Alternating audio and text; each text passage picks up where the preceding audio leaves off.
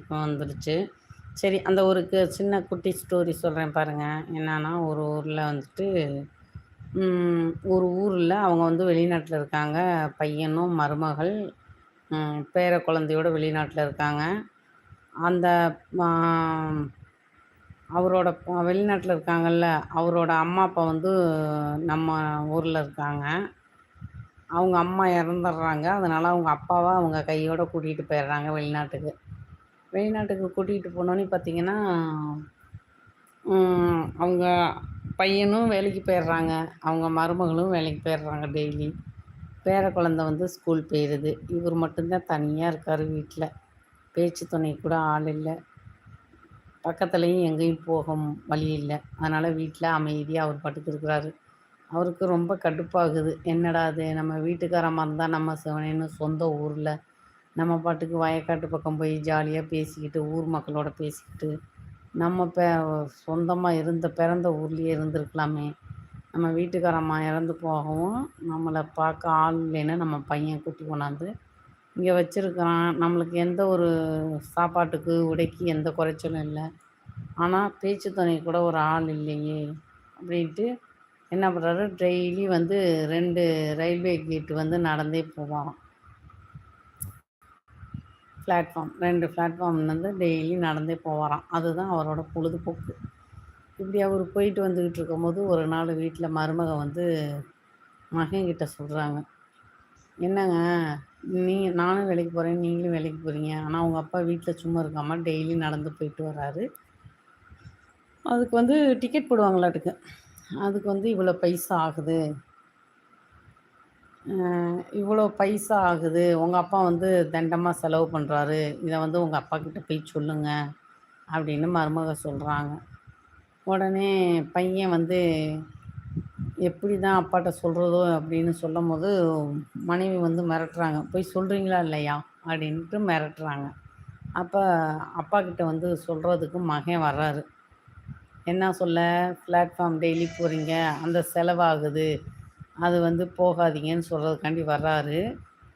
சொல்ல வரும்போதே அவங்க அப்பா வந்து உட்காந்துருக்காரு சோபால. அப்ப சொல்றாரு, "என்னப்பா சொல்ல வந்தத சொல்லுப்பா. ஏன்ப்பா தயக்கமா இருக்க? அப்பா தானே சொல்லு. எதா இருந்தாலும் சொல்லுப்பா" அப்படிங்கிறாரு. அப்ப வந்து ஆ அப்பாவுக்கும் ஒரு ஃப்ளாஷ்பேக்கு, மகனுக்கும் ஒரே சிச்சுவேஷன்ல 2 பேத்துக்கும் ஒரே ஃப்ளாஷ்பேக்கு மைண்ட்ல முன்னாடி ஓடுது. என்னன்னா, இந்த பையன் வந்து 8 வயசா இருக்கும்போது, அவங்க அப்பா வந்து வெளியில கூட்டிகிட்டு போறாரு. ரயில்வே ஸ்டேஷன், பிளாட்ஃபார்ம் அங்கேலாம் கூட்டிக்கிட்டு போறாரு. கூட்டிட்டு போய் பையன நல்லா சுத்தி காமிக்கிறாரு. சுத்தி காமிக்கும்போது அந்த பையன் கேட்குறான், "அப்பா ஐஸ்கிரீம் வாங்கி குடுங்கப்பா" அப்படின்னு கேட்குறான். உடனே அந்த யாரு இப்ப வந்து சொல்ல வந்தான் பாருங்க, அந்த பையன் சின்ன வயசுல ஃப்ளாஷ்பேக் அப்பாவுக்கும் மகனுக்கும் ஒரே ஃப்ளாஷ்பேக் போகுது. அப்ப அப்பா வந்து ஐஸ்கிரீம் வாங்கி குடுக்குறாரு. ஹலோ, ஹாய்ங்க. அனைவருக்கும் இனிய இரவு வணக்கம். லைவ்ல இருக்கவங்க மெசேஜ் பண்ணுங்க, லைக் பண்ணுங்க, கமெண்ட் பண்ணுங்க, சப்ஸ்கிரைப் பண்ணுங்க. ஓகே. இப்ப கதைக்கு வரலாம். அப்போ வந்துட்டு "அப்பா ஐஸ்கிரீம் வேணும்ப்பா" அப்படின்ட்டு அந்த 8 வயசு பையன் வந்து கேட்குறான். உடனே அப்பா ஐஸ்கிரீம் வாங்கி தர்றாரு. வாங்கி சாப்பிட்டோனே, "சரிப்பா வாப்பா வீட்டுக்கு போலாமா?" அப்படின்னு கேட்குறாரு அப்பா. உடனே, "அப்பா எனக்கு அந்த கேக் வாங்கி குடுங்கப்பா. நான் சாப்பிட்டதே இல்ல." அப்படின்னோனே, கேக் எவ்வளோன்னு பார்த்தா, அவரு காலத்தில வந்து ரூ. 3 அந்த கேக்கு. பாக்கெட்ல பைசாவ பார்க்குறாரு. ரூ. 3 தான் இருக்கு. 2 பேரும் தாம்பரம் டிக்கெட்டுக்கு ரூ. 3 வேணும் 2 பேரும் பஸ்ஸுக்கு போக. "என்ன பண்றது? என்னப்பா அந்த கேக்கு வாங்கியே தான் ஆவணுமா?" அப்படின்னு கேட்குறாரு. "அப்பா கண்டிப்பா எனக்கு அந்த கேக்கு வேணும்ப்பா. ஆசையா இருக்குப்பா" அப்படின்னு பையன் சொல்றான். உடனே அப்பா அந்த ரூ. 3 எடுத்து கேக் வாங்கி தர்றாரு பையனுக்கு. அப்புறமேட்டுக்கு பையனுக்கு வாங்கி குடுத்தோனே, பையில பைசா இல்ல. "சரி வாப்பா வீட்டுக்கு போலாம்" அப்படின்ட்டு நடந்தே போலாம். ஜாலியா பேசிக்கிட்டு நடந்தே போலாம்ப்பான்னு பையன கூட்டிக்கிட்டு போறாரு. அப்ப நடந்து போறப்ப பையன் வந்து சின்ன பையன்ல 8 வயசு பையன் கால் வலிக்க மாட்டுக்கு. அவன் ஒரு மாரி மெதுவா நடக்க போறான். அப்ப அப்பா வந்து, "என்னப்பா கால் வலிக்குதா?" "இல்லப்பா" அப்படிங்கிறான். "இல்லப்பா உனக்கு கால் வலிக்குது எனக்கு தெரியும். வாப்பா என் தோள் மேல ஏறி உக்காந்துக்க.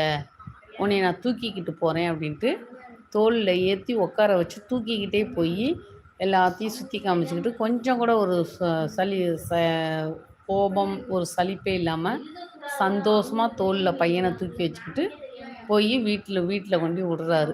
இது வந்து அப்பாவுக்கும் மகனுக்கும் 2 பேத்துக்கும் ஒரே ஃப்ளாஷ்பேக்கு போகுது. அப்ப வந்து இந்த பையன் வந்து அடுத்து இந்த வளர்ந்த இந்த சிச்சுவேஷனுக்கு வருவோம்.